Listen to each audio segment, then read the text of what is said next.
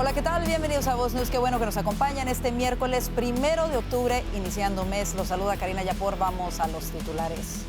Demócratas y republicanos no se ponen de acuerdo en el presupuesto de gastos y casi 750,000 empleados del gobierno federal dejan de trabajar. Le tenemos lo último desde Washington, D.C.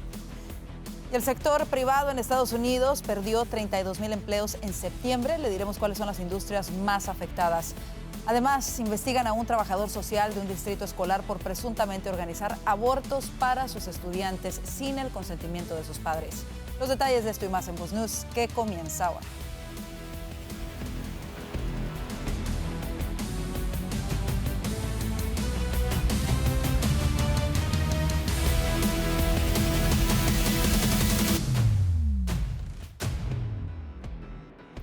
El vicepresidente de los Estados Unidos, J.D. Vance, responsabilizó a los demócratas por el cierre del gobierno federal. Vance advirtió la permisividad que han tenido los demócratas en otorgar beneficios federales a inmigrantes indocumentados. Juan Esteban Silva tiene los detalles desde la Casa Blanca. Karina, buenas noches. ¿Qué tal? Los saludo desde la Casa Blanca. Estados Unidos amanece con el cierre del gobierno federal, como usted lo menciona. Una situación que se da cuando el Congreso no logra aprobar el presupuesto a tiempo. Desde la Casa Blanca, la administración Trump, por supuesto, ha sido enfática en señalar a los responsables de lo ocurrido. Según la administración Trump, los demócratas que se han negado, según ellos, a respaldar las propuestas republicanas para mantener el gobierno abierto. Más de 800,000 empleados federales se verán afectados, impactados. Una parte será enviada a casa en licencia, sin sueldo. Son los llamados trabajadores no esenciales, mientras que otra parte continuará trabajando sin recibir el pago. Se trata de trabajadores en agencias como el Departamento de Comercio, Interior, Vivienda y Programas. ¿Y quiénes siguen trabajando? Los considerados esenciales, los controladores aéreos, los miembros del ejército, trabajadores de correos, los servicios médicos de emergencia vital que protegen la infraestructura además crítica. Así que, por supuesto, se trata de un tema no menor. Hoy el vicepresidente J.D. Vance, Karina, como usted lo señalaba, hizo parte de ese briefing acostumbrado aquí en la Casa Blanca, Voz News presente. Y tan pronto se subió al podio, lo que dijo el vicepresidente Vance es que esto es una responsabilidad del Partido Demócrata. Miren ustedes. But the political leadership of their party has got it into their heads that the only way to be compassionate is to be compassionate to illegal aliens rather than American citizens. If you go back to what Bill Clinton was saying, even Barack Obama in some cases, what he was saying about illegal immigration 10, 15, 20 years ago, you would put them on the MAGA right based purely on their rhetoric around illegal immigration. So I don't know why they've gone so far to the left. I think it's bad for the country. I think it's bad for them politically. But our principle, all I can do is speak for the president that I serve and the country, the administration that I serve right now. El vicepresidente defendió las propuestas, por supuesto, republicanas como medidas responsables para evitar el cierre, acusando a la oposición de actuar con cálculo político. Según la Oficina de Presupuesto, un cierre con estas características podría costar a la economía de los Estados Unidos miles de millones de dólares por semana. Además, a la inestabilidad para familias que dependen directamente de los salarios del gobierno. Miremos parte también de lo que ha explicado el vicepresidente Vance, quien ha ligado este tema del cierre del gobierno a posturas demócratas sobre la inmigración ilegal. What they have done instead is to shut down the government because we won't give billions of dollars to health care funding for illegal aliens. That is what has actually happened.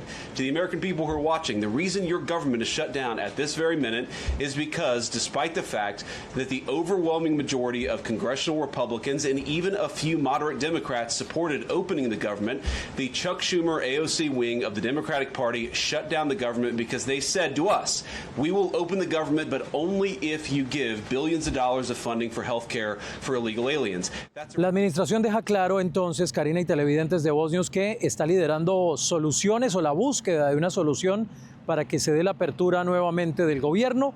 Y en el tema de Venezuela, mucha atención porque hay un dato importante. Hoy se cumplen 7 meses del inicio del deployment, del despliegue de los destructores, de los buques que hemos visto en el Caribe, una operación en el marco de la orden dada por el presidente Trump directamente al Pentágono para destruir los carteles del narcotráfico. Así que la Casa Blanca sigue, por supuesto, muy atenta también a la situación del narcotráfico y las embarcaciones provenientes de Venezuela. La información desde la Casa Blanca. Para Voz News, Juan Esteban Silva.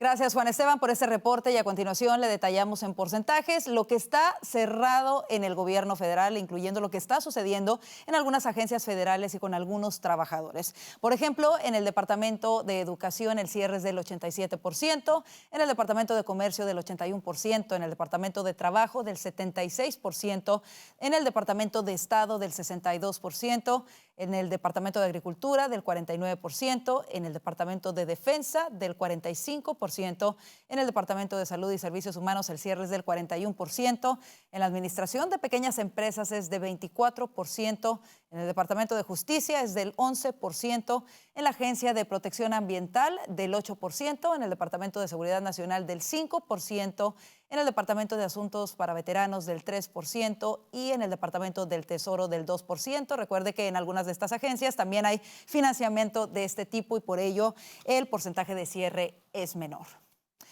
Y siguiendo con este tema, el Senado rechazó hoy por tercera vez 2 proyectos de ley de gastos enfrentados. Republicanos y demócratas no logran ponerse de acuerdo y ninguno de los partidos parece estar dispuesto a ceder. Vanessa Vallejo nos tiene los últimos detalles.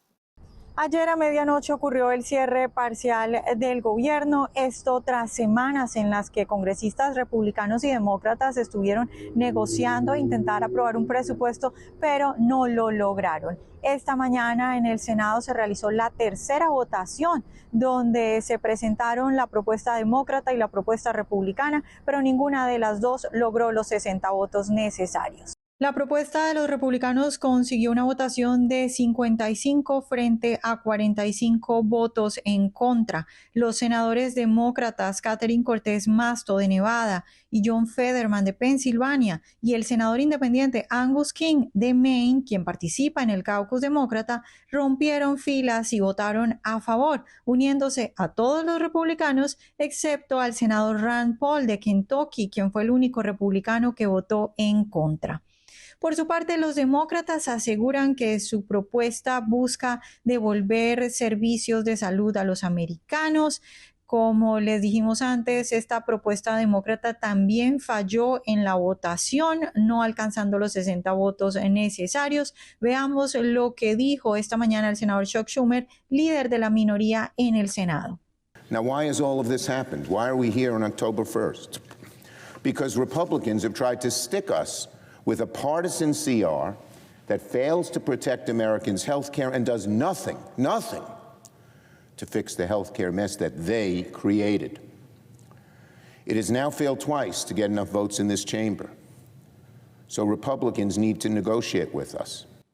Mientras tanto, los republicanos aseguran que los demócratas quieren dar servicios de salud pagados por los americanos a inmigrantes ilegales, deshaciendo recortes de Medicaid y extendiendo subsidios, y además que los demócratas piden $500 millones para NPR y PBS. Recordemos que los republicanos presentaron una propuesta de resolución continua limpia que simplemente extendía la financiación por 7 semanas sin agregar ni quitar nada, con el objetivo de dar tiempo para negociar partidas presupuestarias. Esa resolución fue aprobada en la Cámara de Representantes, donde los republicanos no necesitan votos demócratas, pero en el Senado esa propuesta no logró pasar, ya que en la Cámara Alta los republicanos sí necesitan la ayuda de los demócratas.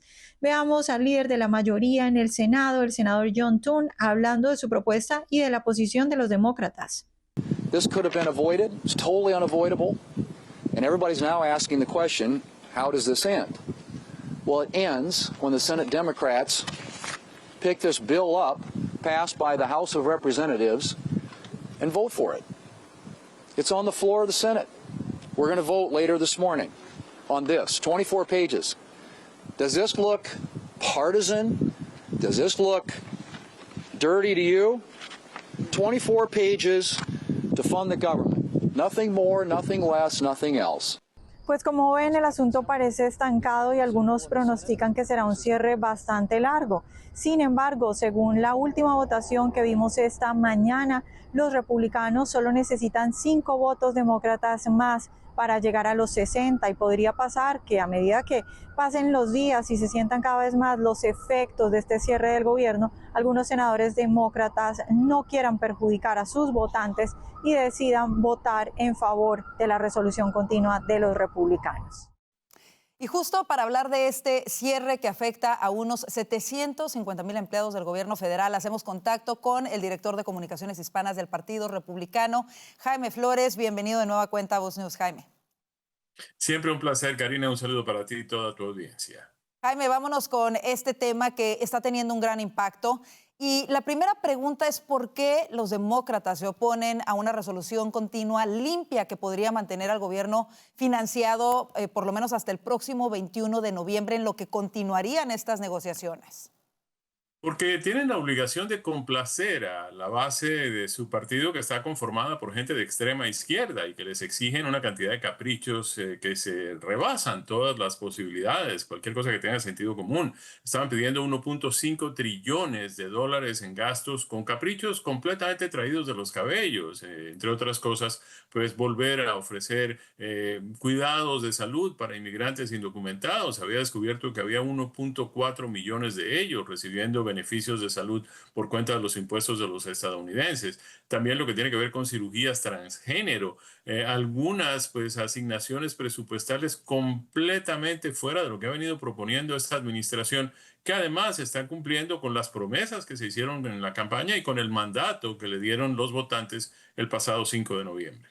Por supuesto. Llama mucho la atención, Jaime, porque esta no sería la primera vez que no hay un acuerdo para la fecha en la que expira el presupuesto. Sin embargo, en los años pasados hemos visto que se ponen de acuerdo y por lo menos activan esta medida de la resolución concurrente o continua para no afectar así las operaciones del gobierno federal.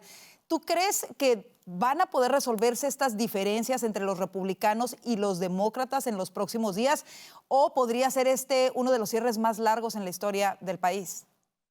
Yo tengo la esperanza de que se puedan poner de acuerdo. Ya en esta última votación, la más reciente, la de anoche, pues hubo tres demócratas, dos de ellos demócratas y un independiente que acostumbra a votar con los demócratas, que votaron a favor de la resolución que defendían los republicanos. Se necesitan 5 más. Yo tengo la impresión de que en el curso de los próximos días, con todo lo que la gente está comenzando a descubrir, la influencia de la extrema izquierda en el Partido Demócrata, es muy probable que algunos miembros de esa colectividad que no están muy alineados con esas nuevas tendencias del partido que le han causado tanto daño, que lo han convertido, pues el prestigio del Partido Demócrata está en su peor momento en más de 35 años. De manera que esperamos que tomen conciencia, cambien su voto y se suban al tren de la victoria, ¿no? Al lado correcto de la historia. Este cierre, Jaime, está afectando a muchos funcionarios que son esenciales, empezando por las tropas, por las Fuerzas Armadas de los Estados Unidos. Está afectando también financiamiento de programas muy necesarios para familias de escasos recursos.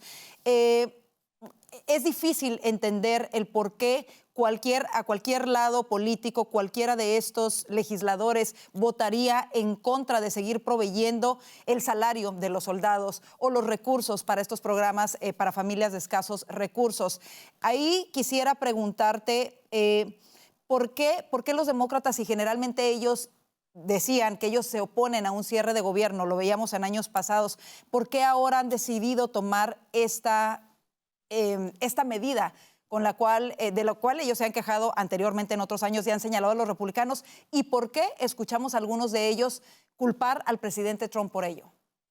Porque es lo único que les preocupa y es lo único que tienen, es el único mecanismo con el que pueden de alguna manera hacer algo. Es un partido sin propuestas, sin liderazgo, sin ninguna opción, no tienen absolutamente nada que poner sobre la mesa y no le queda más remedio al Partido Demócrata que seguir atacando al presidente Trump.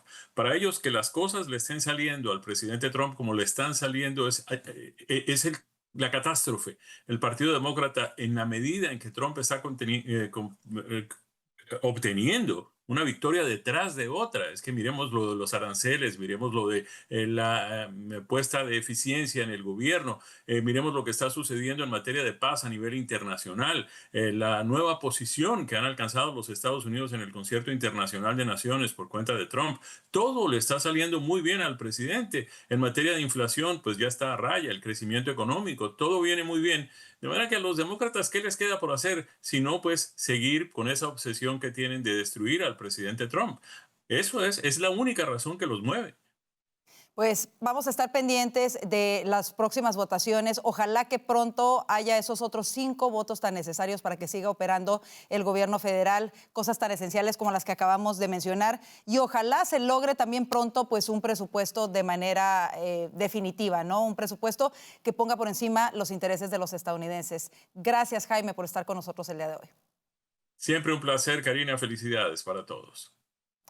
En otras cosas, el Departamento de Educación de los Estados Unidos ha iniciado acciones legales en contra de las escuelas públicas del condado Fairfax, en Virginia, tras denuncias de que un trabajador social escolar organizó abortos para estudiantes sin el consentimiento de sus padres. Según un informe publicado en agosto, el empleado habría pagado el aborto de una joven de 17 años durante el ciclo escolar 2021-2022 y presionado a otra estudiante embarazada para que interrumpiese su embarazo.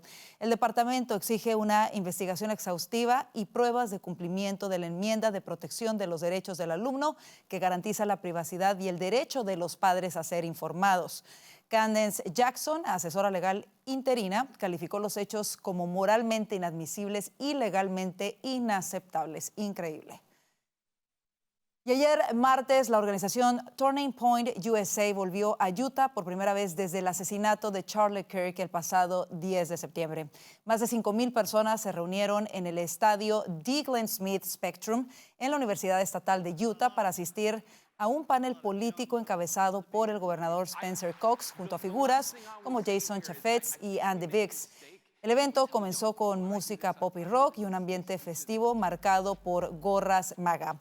Pero el tono cambió al proyectarse un emotivo video sobre la vida de Kirk, seguido por vítores de Charlie. El programa incluyó discursos, himnos patrióticos y el homenaje cerró con un llamado a continuar el legado del joven activista conservador. Y escucha esto, en Dearborn, Michigan, un instituto islámico organizó un acto conmemorativo por el primer aniversario de la muerte de Hassan Nasrallah, líder de Hezbollah, designado por Estados Unidos como terrorista. El evento, celebrado en el Centro Comunitario Juvenil Hadi, elogió la supuesta valentía de Nasrallah y rindió homenaje al ayatolá iraní Ali Khamenei, a quien se refirieron como su líder. Usama Abulghani, líder espiritual del instituto, habló ante numerosos asistentes, incluyendo familias con niños, destacando las supuestas virtudes del fallecido y llamando a seguir su ejemplo. Hezbollah está clasificado como una organización terrorista extranjera por el Departamento de Estado.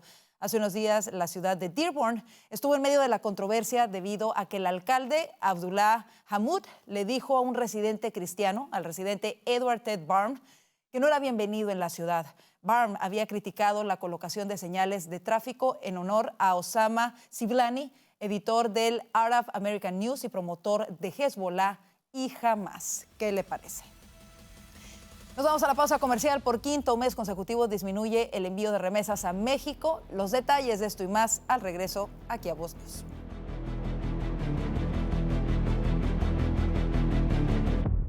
Llevar a tu familia al médico no debería costar tanto. Con Voz Salud, toda tu familia recibe atención ilimitada, virtual o presencial, y más de 400 medicamentos genéricos totalmente gratis. Desde un simple resfriado hasta el manejo de enfermedades crónicas, todo está cubierto, desde solo $1 al día.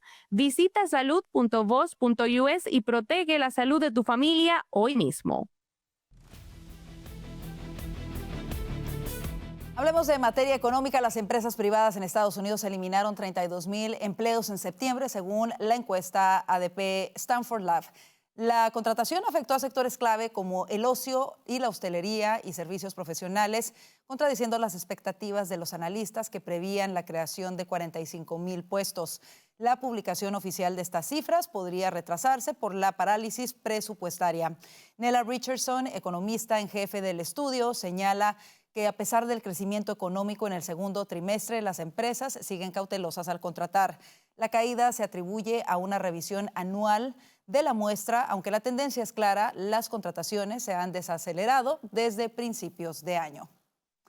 Y la actividad industrial se contrajo por séptimo mes consecutivo en septiembre, aunque a un ritmo ligeramente menor a medida que la demanda y la producción mejoraron. El índice de la Federación Profesional ISM, basada en las respuestas de un panel de empresas, subió ligeramente hasta el 49.1% el mes pasado.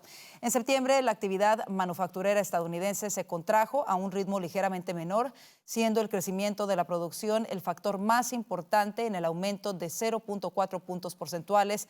Así lo informó la directora de la encuesta del ISM, Susan Spence. Y Taiwán no aceptará fabricar el 50% de sus semiconductores en Estados Unidos, así afirmó el miércoles el principal negociador arancelario de la isla, a la que Washington presiona para que produzca más chips en territorio estadounidense. Las declaraciones del viceprimer ministro Cheng Li-chuin se producen después de que el secretario de Comercio estadounidense Howard Lutnick dijera que había propuesto a Taipei un reparto del 50% en la producción de esos componentes electrónicos. Quiero aclarar que se trata de una idea de Estados Unidos. Nuestro equipo negociador nunca se ha comprometido a dividir la producción al 50%, dijo Cheng a los periodistas.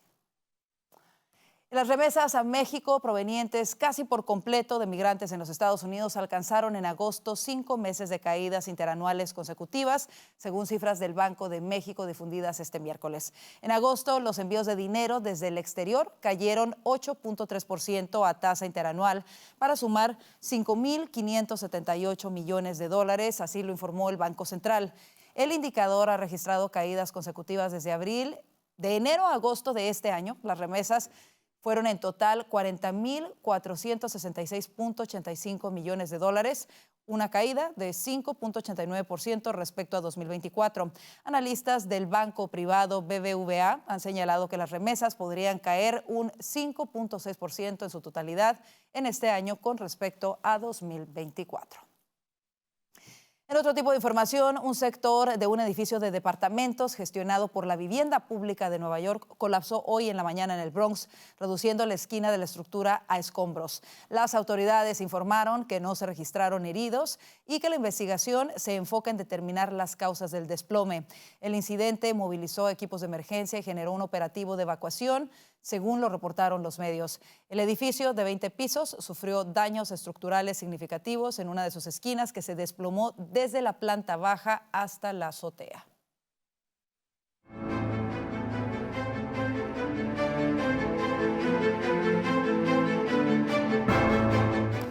El dictador de Venezuela, Nicolás Maduro, cargó nuevamente contra el secretario de Estado, Marco Rubio, rechazando que el funcionario estadounidense lo señalara de ser un fugitivo de la justicia y de pertenecer al cártel de los Soles. Escuchemos parte de lo que dijo. El secretario de Estado de Estados Unidos, Marco Rubio, con su indecencia y su moralidad, ha dicho que en los cuarteles de Venezuela son el epicentro del tráfico de droga. Como comandante en jefe constitucional de la Fuerza Armada Nacional Bolivariana, rechazo y repudio las expresiones de Marco Rubio y salgo. Por cierto, el secretario Rubio sostuvo el martes una reunión con la primera ministra de Trinidad y Tobago, Kamla Pearce-Bissessar, en la que reafirmaron la sólida asociación bilateral y la lucha antidroga, según informó el Departamento de Estado. Rubio destacó que el fortalecimiento de la cooperación entre ambos países será crucial para interrumpir las redes de narcotráfico, consolidar la seguridad regional y proteger a nuestro hemisferio. Y el gobierno de Estados Unidos llevará a cabo un ejercicio militar conjunto en la selva de Panamá del 9 al 29 de octubre. La operación involucra a 50 Marines estadounidenses y personal de las fuerzas de seguridad panameñas y tiene como objetivo fortalecer la seguridad regional, así lo informó el Ministerio de Seguridad Pública de Panamá. Las autoridades panameñas confirmaron que el ejercicio busca aumentar las capacidades y fortalecer la seguridad regional en uno de los ambientes más exigentes del planeta.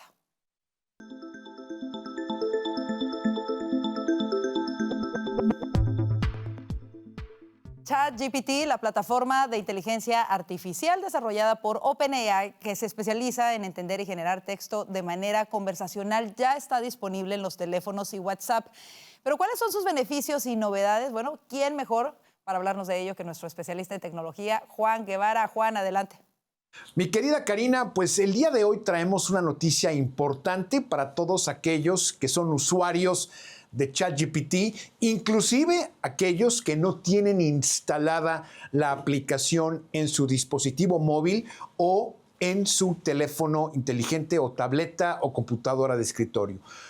Y es que ahora podemos hablar con ChatGPT a través de teléfono y a través de WhatsApp. Así es, como me están escuchando, ahora OpenAI, los creadores de ChatGPT, lanzan un nuevo producto que es la posibilidad de hablar a un número 1-800 y tener una conversación con ChatGPT, ya sea en el tráfico, ya sea en el coche, ya sea lo que ustedes consideren importante, y en lugar de estar haciéndolo a través de la aplicación, tanto para el iPhone como para el Android, como por la aplicación para las computadoras de escritorio, se puede hacer a través del sistema de mensajería de WhatsApp o a través del teléfono. Y para hacerlo es muy sencillo. Todo lo que tienen que hacer es añadir a ChatGPT como parte de sus contactos. Y les voy a dejar aquí el número, aquí se los voy a dejar en pantalla. Es el 1-800-242-8478. Ustedes añaden este contacto a su serie de contactos, su teléfono inteligente.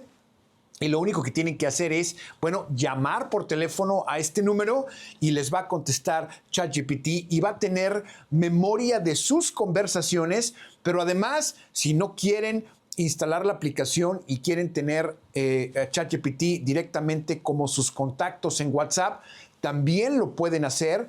Simplemente lo que tienen que hacer es ir a su WhatsApp, iniciar una conversación con ChatGPT dentro de WhatsApp y les va a mandar textos sin ningún problema, como si fuera otro tipo de contactos. Ahora, importante esto que les acabo de decir porque es una versión simplificada de ChatGPT, aunque tiene la mayoría de las posibilidades de interacción a través de teléfono o a través de WhatsApp.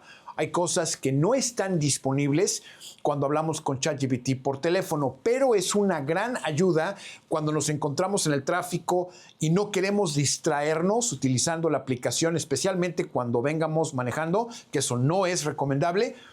Podemos tener una conversación por teléfono, podemos platicar con ChatGPT, podemos interactuar con este sistema de inteligencia artificial como si interactuamos con otra persona.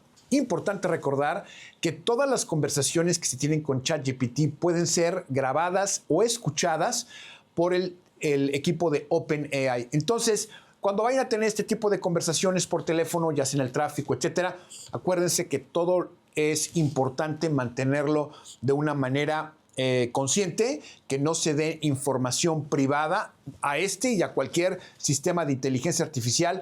Pero lo importante es que ahora existe una solución para cuando no tengamos acceso a la aplicación o cuando no sea seguro tener acceso a la aplicación. Así que con esto les repito el número 1-800-242-8478 y disfruten de esta versión gratuita de ChatGPT en su WhatsApp y en su teléfono inteligente.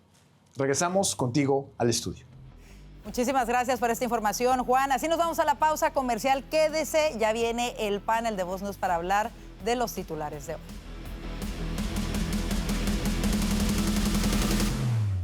Cuidar tu corazón no tiene que costarte una fortuna. Con Voz Salud tienes consultas médicas ilimitadas, análisis de laboratorio con descuento y más de 400 medicamentos, incluyendo los que controlan la presión arterial y el colesterol, totalmente gratis. Todo desde solo $1 al día. Visita salud.voz.us y cuida tu corazón sin estrés.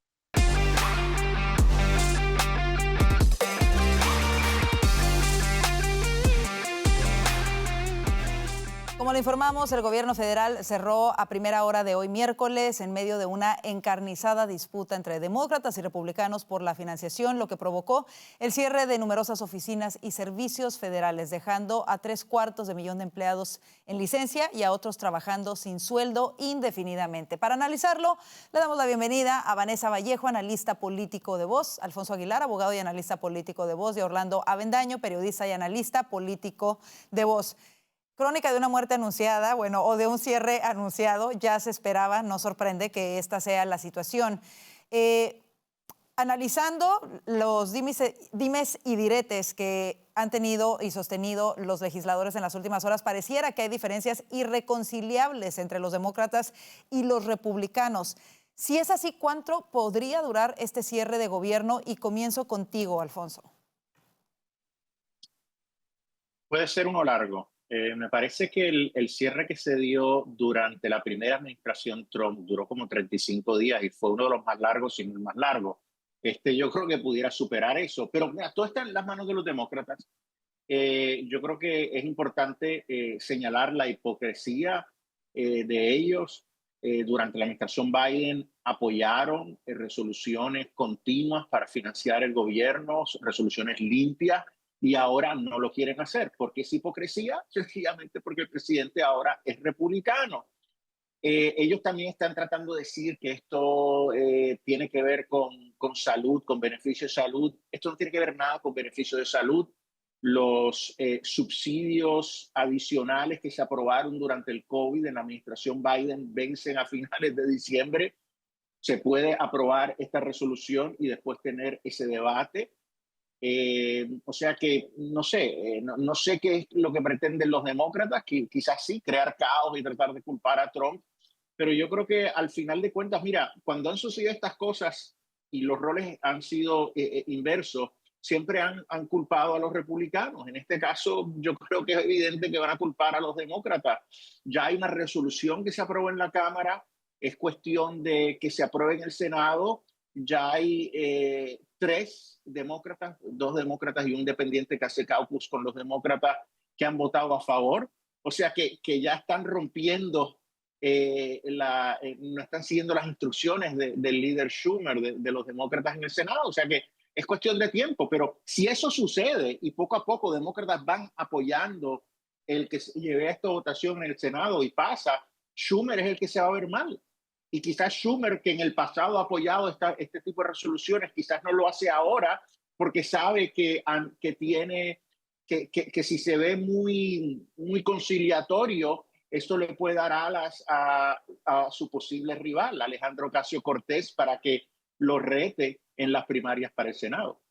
Así es, ese es uno de los factores que se menciona. Ahora, escuchábamos las palabras, por ejemplo, del senador de Pensilvania, John Fetterman, hablando precisamente de eso. Y él decía, aunque él está a favor también de los servicios de salud supuestamente para todos, que incluye a inmigrantes indocumentados, él votó con los republicanos porque él dice que esto no es una cuestión partidista, sino una cuestión de poner las prioridades del país por encima de las líneas partidarias. ¿Por qué no vemos ese razonamiento en los demás demócratas si, como lo dice Alfonso, bajo la administración Biden, numerosas veces votaron por estas resoluciones continuas para que no se afectase la operación y los sueldos tan importantes como, por ejemplo, los de los soldados? No vayamos más allá, los de los soldados estadounidenses y de muchos otros empleados federales también.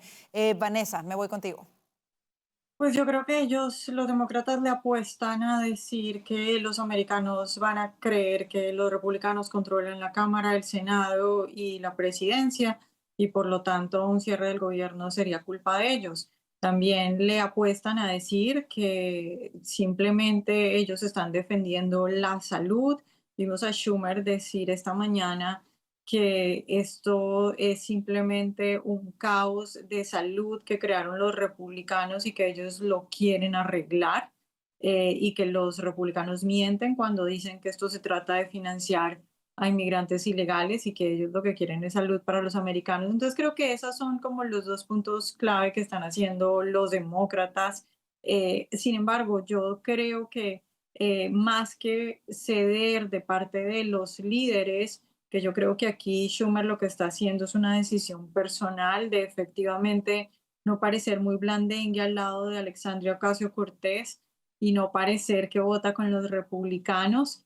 Es una decisión personal, entonces yo no creo que vayamos a ver sobre todo o primero un cambio en los líderes demócratas, sino sobre todo que a medida que vayan pasando los días, se vayan sintiendo en los diferentes estados las consecuencias del cierre del gobierno, aquellos senadores que están en estados pues donde la gente los empiece a presionar un poco, pues van a cambiar sus votos. Y efectivamente, según la última votación de esta mañana, solo necesitan 5 votos más Y creo que un poco ese fue el mensaje del presidente J.D. Vance cuando dijo que, cuando le preguntaron que si creía que iba a ser largo, él dijo, bueno, yo creo que tenemos que negociar con algunos senadores que son conscientes y yo creo que, bueno, él dijo que ya lo estaban haciendo, que ya estaban conversando con algunos senadores. Entonces, de pronto, no es tan largo porque sucede eso, más que un cambio del liderazgo, pues el cambio de algunos senadores que se dan cuenta que esto no les va a beneficiar ni a ellos ni a sus votantes. Así es, escuchábamos estas declaraciones del vicepresidente Vance.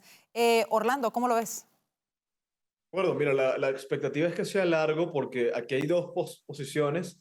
Desafortunadamente una de ellas está aislada en el Partido Demócrata, que es la de Fetterman, y es pensar en el país por encima de los caprichos partidistas e ideológicos.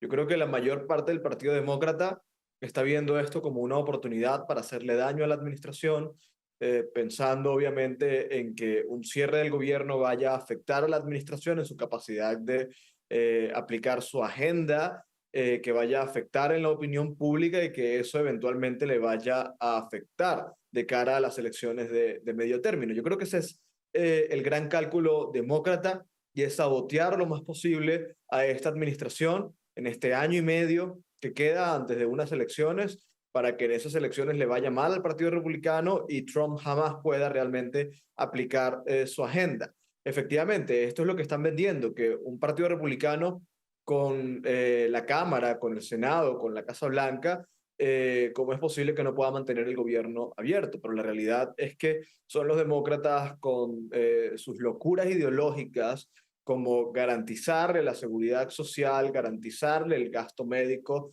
a los inmigrantes ilegales, los que están sacrificando no solamente a gran parte de los empleados públicos, sino a muchos americanos que se van a ver afectados por este cierre. Así es. Y bueno, esa es la retórica que hemos estado escuchando en algunos medios de comunicación, ¿no? Culpando a la administración Trump por este cierre y a los republicanos, cuando en realidad en este caso en específico se requiere no solamente una mayoría, sino 60 votos del Senado para que sea aprobada esta medida, y está ahí el problema. Vamos a seguir pendientes de ello. Vámonos al siguiente tema, y es que el dictador de Venezuela, Nicolás Maduro, cargó nuevamente en contra del secretario de Estado Marco Rubio, rechazando que el funcionario estadounidense lo señalara de ser fugitivo de la justicia y de pertenecer al cártel de los soles. Vamos a escuchar lo que dijo y luego lo analizamos. El secretario de Estado de Estados Unidos, Marco Rubio, con su indecencia y su inmoralidad, ha dicho que en los cuarteles de Venezuela son el epicentro del tráfico de droga. Como comandante en jefe constitucional de la Fuerza Armada Nacional Bolivariana, rechazo y repudio las expresiones de Marco Rubio y salgo en defensa. Comienzo contigo, Vanessa. ¿Por qué el dictador Maduro se atreve a ser tan agresivo específicamente con el secretario Rubio y, por ejemplo, ha reducido el tono bastante con el presidente Trump? Bueno, yo creo que él simplemente la estrategia que le ha quedado es negar que es un narcotraficante, decir que él incluso está luchando en esta guerra contra las drogas, y obviamente presentarse a Trump como alguien sumiso, intentando hacer puentes con Rick Grenell, y pues la estrategia no le ha funcionado pues hasta ahora, según hemos visto todas las acciones. Yo creo que simplemente son, digamos, patadas de ahogado, porque ya a estas alturas, yo sé que Alfonso dice que el presidente puede cambiar de opinión en cualquier momento, y es cierto, Trump puede hacer eso, pero el asunto es que yo creo que ya a estas alturas, cuando tienes tantos barcos, aviones, tanta revuelo en la prensa, al mismo Stephen Miller emocionado al parecer con esto, o sea, claro, hay un rango de opciones que pueden pasar y no sabemos cuál es la más, digamos, suave y cuál es o bueno, sí sabemos, pero no sabemos en qué punto de ese rango va a caer. Pero ya, digamos, cambiar la narrativa, decir que sí, que Estados Unidos o que el presidente Trump venga a aceptar que Maduro no es un narcotraficante, eso sí que no va a pasar. Entonces, esos mensajes no son más que patadas de ahogado de Maduro, que no sabe qué más hacer. Ahora, algunas de las declaraciones que están causando revuelo son las de Omi Vietor, exmiembro del Consejo de Seguridad Nacional de Obama, quien dijo que los demócratas deben oponerse a un cambio de régimen en Venezuela. Dos cosas que me llaman a mí la atención de esto. Una es que pues el cambio de régimen en realidad lo decidieron los venezolanos el año pasado en las elecciones y que desafortunadamente este dictador no ha permitido que suceda. Y número dos es qué moral tiene, por ejemplo, este personaje para oponerse a un cambio de régimen en Venezuela que los venezolanos decidieron hace un año, ya más de un año. Me voy contigo, Orlando. El argumento de este exfuncionario de la administración Obama es que una ofensiva militar en Venezuela podría causar caos y migración. Esto es insólito. Venezuela lleva 25 años viviendo caos y migración. Millones de venezolanos han huido de Venezuela precisamente porque hoy en Venezuela gobierna un narcorrégimen. Caos hay. El régimen de Nicolás Maduro es el mayor factor de desestabilización, no solamente dentro de Venezuela, sino a lo largo de todo el hemisferio. Lo contrario, si hay un cambio de régimen, como él lo cree, pero lo que tú dices, Karina, es completamente cierto. Ya hubo la formalidad de un cambio de régimen porque ya los venezolanos votaron por un nuevo gobierno. Pero digamos, si hay un derrocamiento de Nicolás Maduro, lo que vamos a ver es lo contrario a lo que estas personas están tratando de asomar para asustar a la gente. Y es millones de venezolanos en las calles de Venezuela celebrando y millones de venezolanos en todo el mundo regresándose a su casa. No va a haber más migración, lo contrario, se va a invertir la migración. El problema es que estamos viendo gran parte del Partido Demócrata poniéndose del lado de Maduro, amplificando completamente la narrativa de Maduro solamente porque eso le hace daño a Donald Trump. Esto demuestra la bajeza en la que está hoy el Partido Demócrata, donde únicamente por ir en contra de Trump son capaces de alinearse con los peores criminales del mundo. Terrible, de verdad que terrible. Ahora, Alfonso, República Dominicana dejó fuera a las dictaduras de Venezuela, Cuba y Nicaragua de la próxima Cumbre de las Américas. ¿Qué significa esto para estos gobiernos dictatoriales? Bueno, yo creo que es importantísimo, es un reconocimiento de que ellos están fuera del el grupo de países democráticos de la región. No me sorprendería que estos funcionarios que trabajaron en las administraciones de Obama y Biden salgan a criticar a la República Dominicana por excluir a estos líderes, porque es inconcebible que Juan González, el ex asesor de América Latina en la Casa Blanca en la administración Biden, y otros funcionarios de seguridad nacional estén consistentemente defendiendo a los líderes socialistas autoritarios en la región. Se oponen a la política de máxima presión en Venezuela. Juan González salió los otros días a criticar a los republicanos por las denuncias del régimen de Lula da Silva por perseguir políticamente a Bolsonaro. O sea, es que consistentemente se alinean con los regímenes socialistas antiamericanos en vez con los regímenes los gobiernos democráticos con los cuales que son aliados de Estados Unidos. Yo creo que el gobierno dominicano aquí está haciendo lo correcto, excluyendo a estos gobiernos que oprimen a sus países. O sea, yo creo que escuchando el discurso de Maduro me dio gracia porque yo no sé de qué está vestido y escucharlo hablar pues realmente es como escuchar un paso de comedia. Pero me da gracia porque él cuestiona, ¿verdad?, que es Marco Rubio el que está diciendo que él es un narcodictador. Pero decía John Adams en 1770, en esa defensa de los soldados ingleses después de la masacre de Boston, decía en inglés, facts are a stubborn thing, ¿no? Los hechos son asuntos, son cuestiones tercas, ¿no? O sea, aquí la evidencia es enorme de que él es un narcotraficante. Y no solo Estados Unidos, pero son un sinnúmero de países que así lo piensan. O sea que no sé lo que está pensando. Marco Rubio sí aboga efectivamente porque se creen las circunstancias para que caiga ese régimen, pero no solo Marco Rubio, como tú bien dijiste al principio, es un sinnúmero de funcionarios. Y yo diría, el hecho de que Stephen Miller, que es el funcionario clave aquí, en términos de policy, de política pública, es la mano derecha del presidente, que ahora esté siguiendo de cerca y esté apoyando el que haya ataques quirúrgicos, pues yo creo que es ya evidentemente demuestra que este gobierno sí está comprometido en hacer algo en Venezuela que lleve a la caída del régimen. O sea que siempre todo es posible, a lo que decía Vanessa con Trump, pero yo creo que en esta situación, yo creo que ya el momentum está con que en días o semanas algo suceda que lleve a la caída del régimen. Yo espero que así sea. Ojalá que así sea. Con esto nos vamos a la pausa comercial. Quédese con nosotros. Volvemos con más del panel de voces. Si vives con diabetes tipo 2, lo último que necesitas es otra factura costosa.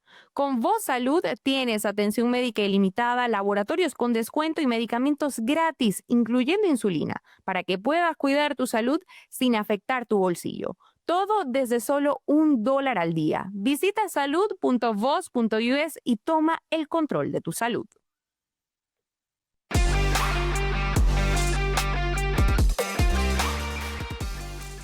El Departamento de Educación de Estados Unidos ha iniciado acciones legales en contra de las escuelas públicas del condado Fairfax en Virginia, tras denuncias de que un trabajador social escolar organizó presuntamente abortos para estudiantes sin el consentimiento de sus padres. Vamos con nuestros analistas.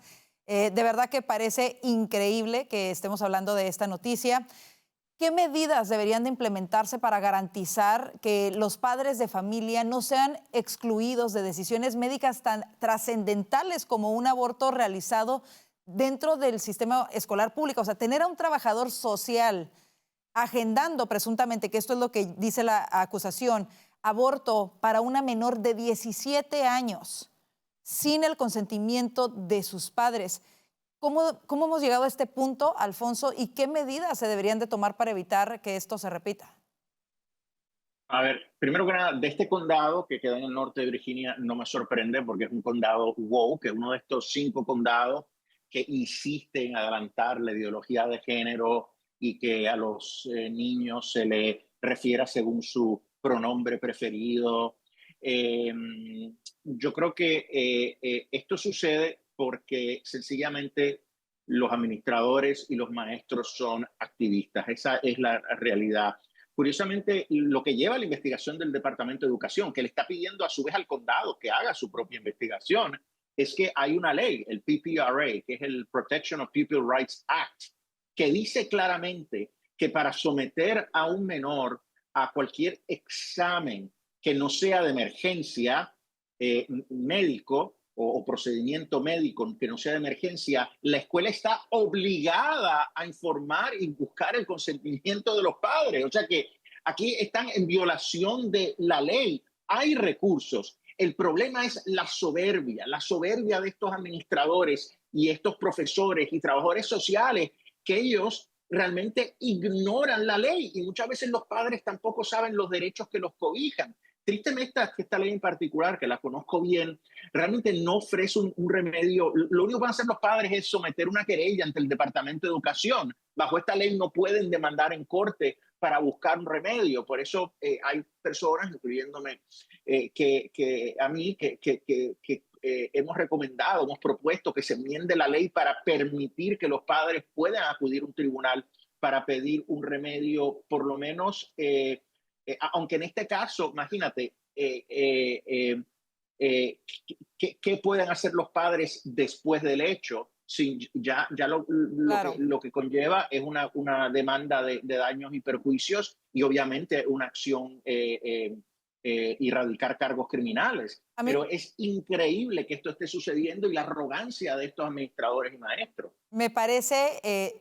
terrorífico, la verdad, para los padres de familia, el pensar que puedes mandar a tus hijos adolescentes a la escuela, que puedes no enterarte de lo que está sucediendo con ellos y que alguien ajeno a la familia pueda tomar este tipo de decisiones.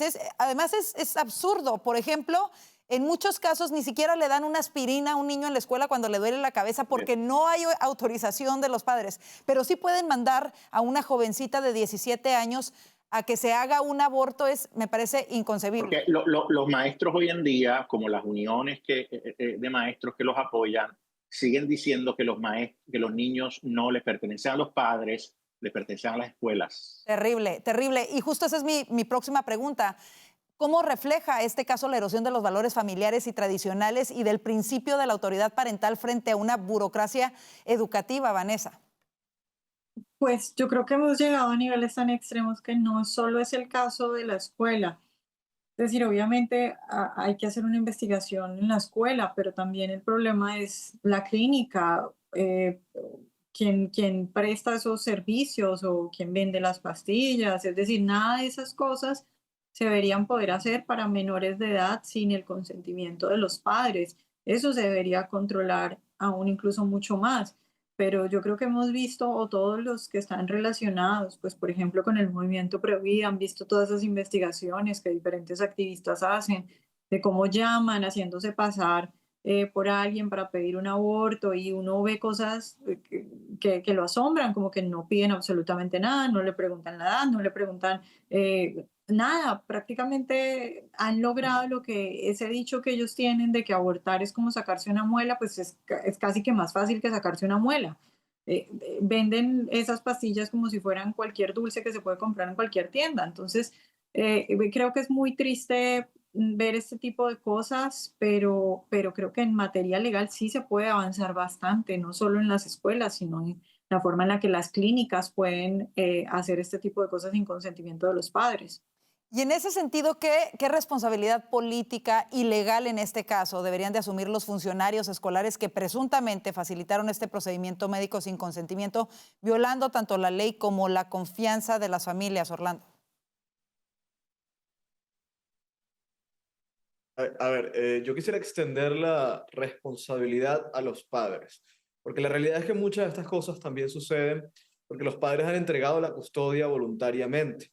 En muchos casos los padres han asumido que es verdad, que son los colegios y son otras autoridades las que tienen que velar por este tipo de cuestiones que son esenciales y determinantes para sus hijos. Muchos padres no se atreven, por ejemplo, a desafiar a una autoridad escolar cuando le toca la puerta de la casa de los padres, le dice que su hijo, su niño, quiere transicionar porque realmente se siente atrapado en el cuerpo equivocado. Lo contrario, los padres acompañan este proceso, lo autorizan y lo legitiman. Yo creo que son los padres los que tienen que desafiar al sistema, los que tienen que ponerse firmes, dar un paso y realmente volver esto una controversia. De lo contrario, esto va a seguir ocurriendo. Son los padres los únicos que realmente pueden ejercer la custodia sobre sus hijos y la autoridad, y son los que pueden imponerla. Entonces, desafortunadamente los padres están tan contaminados de la cultura woke como lo están estas autoridades en estos condados, en estas ciudades, y yo creo que en gran parte ahí está el problema. De acuerdo contigo. Diré, sin embargo, que Sí. sí tiene Orlando razón, pero si nos estamos enterando de estos casos a través de la nación, también si es de padres comprometidos, que están alzando la voz, que se están organizando y que están radicando querellas. Y si los padres de familia se preguntan en la casa, bueno, pero ¿qué puedo hacer para evitar esto? Bueno, votar, empezando por votar por políticos que no le quiten los derechos a los padres, que no retiren los derechos parentales. Nunca debería de tener nadie más autoridad sobre un hijo que un padre. Nadie, mucho menos el gobierno, ni una institución académica, ni ninguna otra persona o institución debe de tener más derecho de decidir sobre el bienestar de sus hijos, especialmente si son menores de edad, que los padres de familia. Vámonos a otro tema también igual de impactante. En Dearborn, Michigan, un instituto islámico organizó un acto conmemorativo por el primer aniversario de la muerte de Hassan Nasrallah, el líder de Hezbollah, designado por Estados Unidos como terrorista. La pregunta es, ¿cómo es posible que una institución en suelo estadounidense celebre públicamente al líder de una organización terrorista sin consecuencias legales ni administrativas, Alfonso?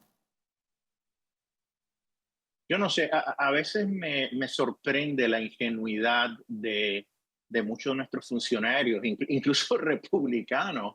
O sea, una cosa es la libertad de expresión, que la celebramos. Pero después del 11 de septiembre, y parece que la gente se olvidó lo que pasó el 11 de septiembre y cómo fuimos tan permisivos en dejar que fundamentalistas entraran al país y llevaran a cabo esos terribles actos. O sea, sabemos que es un centro donde se está celebrando un terrorista, el líder de Hezbollah. Sabemos que se celebra al líder, al ayatollah Khomeini. Sabemos que están haciendo llamados a la resistencia, que es la resistencia a Estados Unidos a través del mundo. O sea, ¿Qué están esperando? Que se dé un acto terrorista para decir, caramba, deberíamos haber sido más fuertes.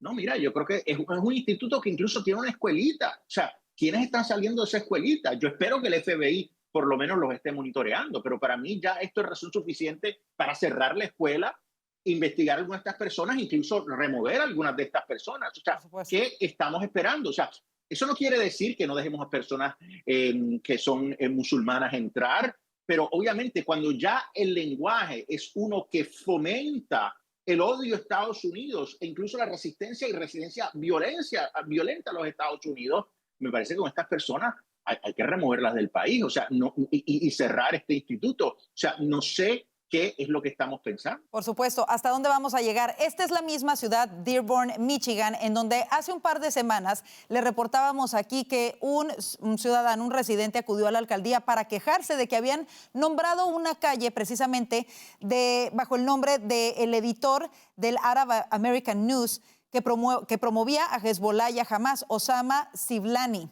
Cuando acude este residente a quejarse y decir, bueno, ¿cómo están a alguien que está a favor de los terroristas? ¿Cómo es posible que nombren una calle de la ciudad? El alcalde de esta ciudad le dijo que no era bienvenido y que iba a hacer una fiesta cuando se mudara de esa ciudad. El alcalde, que por cierto es musulmán también. ¿Cómo hemos llegado a esto y qué riesgos representa para la seguridad nacional y la cohesión social el permitir que se promuevan ideologías extremistas en espacios comunitarios y educativos y especialmente frente a niños, como este evento que se llevó a cabo el día de ayer, Orlando? Bueno, el riesgo es tremendo, ¿no? Yo creo que todavía como la proporción no es tan grande, pues los grandes influenciadores y políticos no lo han asumido con la urgencia que corresponde. Pero la verdad es que esto ya es un problema en Estados Unidos. Esto parecía algo ajeno. Donald Trump decía en su discurso de las Naciones Unidas que Europa está perdiendo su identidad, y es un diagnóstico correcto, pero Estados Unidos podría perder su identidad si esto no se atiende. Yo creo que el problema no es solamente la migración ilegal, el problema es la migración de ideas también, que eso, por cierto, trasciende la migración ilegal. Hay americanos nacidos en Estados Unidos, con generaciones nacidas en Estados Unidos, que han adoptado estas ideas que son exportadas, que son nocivas y que son letales para Estados Unidos. Eso hay que atenderlo urgentemente. Desafortunadamente, este ya es un problema, y si no se atiende, es el mayor problema que enfrenta el mundo occidental. Entiendo la urgencia con el tema migratorio, pero al menos, en cuanto al tema migratorio por la frontera sur, si bien representa para Estados Unidos un impacto social, demográfico, sobre todo en temas de criminalidad, etcétera, no representa tanto un impacto cultural. No es la misma migración que, por ejemplo, está llegando a Europa de manera masiva. Pero sí estamos viendo un problema cultural de mano de los mismos americanos progres, que le han abierto las puertas a esta ideología que es completamente contraria a la esencia de Estados Unidos. Es como el caballo de Troya, ¿no? En este momento para Estados Unidos. Y esa sería mi última pregunta para ti, Vanessa. ¿Está Estados Unidos cerca de vivir una situación parecida a lo que está ocurriendo en estas ciudades europeas, en donde los musulmanes ya gobiernan muchas de las principales ciudades? Pues yo creo que nosotros afortunadamente tenemos una mejor constitución, tenemos mecanismos más fuertes, digamos, creo que el país está mejor blindado que otros países de Europa para este tipo de situaciones, y todavía no tenemos los niveles que tienen esos países. Ahora bien, yo creo que sí hay cosas en las que uno se pregunta por qué la izquierda es tan rápida para actuar y nosotros somos tan lentos. Porque durante la administración Biden vimos, por ejemplo, al FBI investigando a católicos, metiendo presas a mujeres pro vida. O sea, yo no estoy diciendo que nosotros tengamos que hacer lo mismo, pero sí deberíamos despertar un poco y dejar de ser, sí, no sé si la palabra es inocentes, pero por lo menos hay que investigar a esta gente, hay que ver si efectivamente representan un peligro para la sociedad y para el país. Porque si se mira desde lejos, de pronto nosotros desde lejos no estamos viendo más que, pues sí, la libertad de religión o la libertad de expresión. Pero si se mira desde cerca, de pronto lo que vamos a ver es otro tipo de cosas. Es decir, vale más que uno sea precavido y que mire desde cerca y que vigile, y ahí seguramente va a encontrar cosas que sí, digamos, cruzan la línea de la legalidad y en las que sí se puede actuar. Creo que de verdad es inconcebible que esto esté sucediendo. Simple y sencillamente, y lo dijimos anteriormente, ningún estadounidense o cristiano o católico podría ir a un país islámico a hacer lo mismo, ¿no? Porque ahí sí, pero lo eliminan, pero rapidísimo. Increíblemente, tú dices que tenemos una mejor constitución, pero increíblemente tenemos a un Zohran Mamdani a punto de convertirse en el alcalde de la ciudad más importante de Estados Unidos. Tenemos a un Omar Fatih en Minneapolis y tenemos a Ilhan Omar en el Congreso de Estados Unidos, por ejemplo. Increíble. ¿Qué es lo que ha fallado y nos ha permitido llegar a este nivel? ¿Quién sabe? Ojalá que no sea demasiado tarde antes de que las autoridades de este país hagan algo al respecto. Como siempre, un gustazo tenerlos en el panel. Gracias, Alfonso Aguilar, Vanessa Vallejo y Orlando Avendaño. Y gracias a usted por su confianza en Voz News. Rápidamente vaya a nuestro canal de YouTube. Nos encuentra como @VozMedia. Suscríbase y active la campanita para que reciban las notificaciones de todo el contenido especial y exclusivo que tenemos para usted. Aquí están también nuestras redes sociales, si quiere contactarnos de manera directa. Cuídese mucho, que tenga una excelente noche y si Dios lo permite, le esperamos mañana. Bendiciones.